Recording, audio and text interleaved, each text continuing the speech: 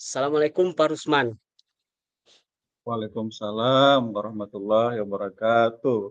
Ya Pak Kep, Apa kabar Pak Rusman? Alhamdulillah sehat-sehat Pak Kep. Pak Kep bagaimana kabar Pak?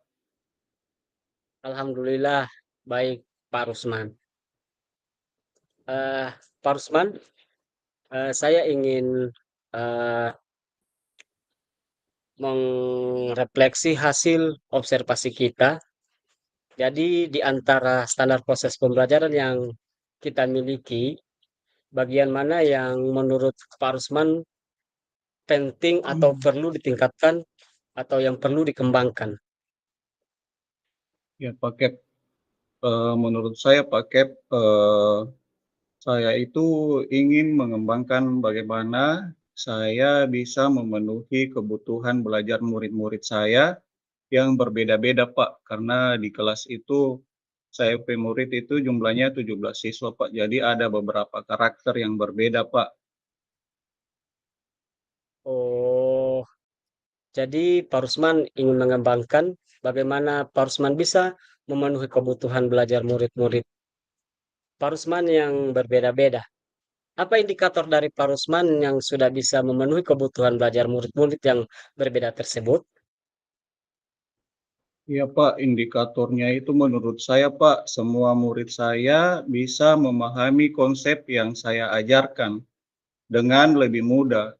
Mereka bisa menikmati proses belajar mereka karena sesuai dengan gaya dan kecepatan belajar mereka masing-masing. Begitu Pak. Oh, baik Pak Rusman. Jadi indikatornya adalah semua murid Pak Rusman bisa memahami konsep yang Pak Rusman ajarkan dengan lebih mudah dan mereka bisa menikmati proses belajar karena sesuai dengan gaya dan kecepatan belajar mereka masing-masing. Sehubungan dengan Iya, tujuan tersebut, dari skala 1 sampai 10, jika 10 Pak Rusman sudah dapat memenuhi kebutuhan belajar murid. Seperti yang Pak Rusman sampaikan tadi, dan 0 itu belum memenuhi. Nah, Pak Rusman ada di angka berapa saat ini? iya Pak. Kalau menurut saya Pak Kep, sepertinya saya itu masih di angka 6 Pak. Di angka 6 ya? Iya Pak Kep. Seperti apa itu angka 6 menurut Pak Rusman? Bisa dijelaskan? Ya Pak, saya itu menganggap masih di angka 6 itu karena saya ini pakai masih proses belajar. Jadi saya berpikir saya harus mengakomodir 3 tingkatan pemahaman saya, yaitu mudah, sedang, dan sulit. Saya belum mempertimbangkan gaya belajar dan kecepatan belajar murid sama sekali, begitu Pak Kep. Oh, baik. Pak Rusman ingin meningkatkan menjadi angka berapa? Ya Pak, ya Pak Kep, jadi saya keinginan itu Pak Kep, dari angka 6 itu saya mau tingkatkan ke angka 8 Pak Kep. Oh, angka 8 ya. Ya Pak, Kira-kira seperti apa itu angka 8 menurut Pak Rusman? ya jadi menurut saya Pak Kep, angka 8 itu saya itu akan mencoba menyiapkan proses belajar yang mengakomodir gaya belajar murid-murid saya Pak.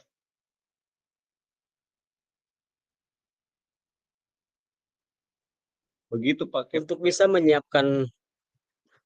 menyiapkan proses belajar yang mengakomodir gaya belajar murid, apa saja yang sudah Pak Rusman lakukan? Iya, iya.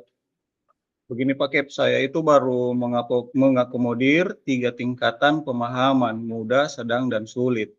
Saya belum mempertimbangkan gaya belajar dan kecepatan belajar murid sama sekali. Begitu Pak Kep. Jadi Pak Rusman sudah melakukan itu semua ya. Apalagi yang Iya Pak. perlu ditambahkan untuk dilakukan berbeda supaya murid ini bisa fokus menyimak penjelasan dari Pak Rusman ketika mengajar. Ya.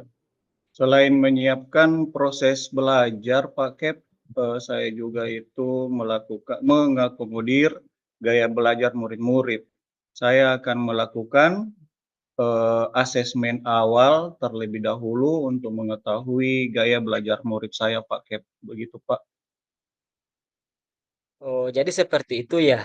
Apalagi Iya, Pak. yang bisa ditambahkan? Iya, Pak. Selain itu, Pak Kep, saya juga itu, akan mengidentifikasi perilaku murid-murid, juga akan menggunakan berbagai bentuk asesmen formatif. Selain itu, Pak Kep, saya juga akan melakukan refleksi terhadap praktek pengajaran yang saya lakukan di kelas, begitu, Pak Kep. Ya, memang ketika saya dengar ini sudah baik Pak Rusman. Untuk mencapai tujuan tersebut, apa dukungan yang diperlukan oleh Pak Rusman? Iya, Pak.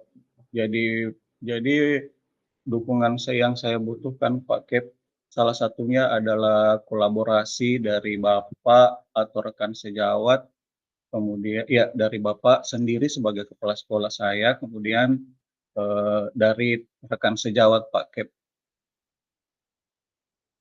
Oke, saya akan sangat menghargai dari apa yang Bapak Rusman sudah usahakan. Nah, kira-kira mulai kapan Pak Rusman memulai tujuan tersebut? Insya Allah, Pak Kep, minggu depan, Pak, insya Allah. Oke, baik. Saya sangat menghargai dari usaha Pak Rusman. Nah, dalam melakukan identifikasi terhadap kebutuhan belajar para siswa, sangatlah penting untuk guru maupun tenaga mengajar. Hal ini guna membantu proses transfer ilmu dapat berjalan dengan baik dan dapat lebih mudah untuk diterima oleh murid.